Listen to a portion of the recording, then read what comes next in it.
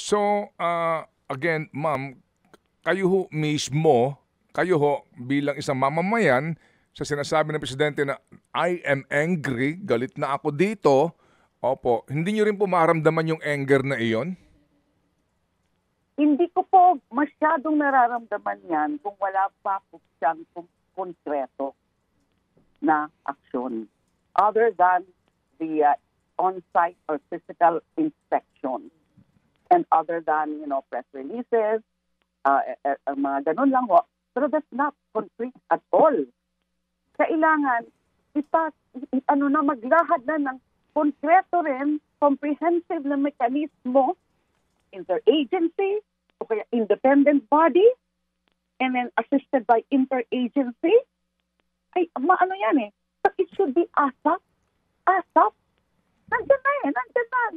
Lumabas na.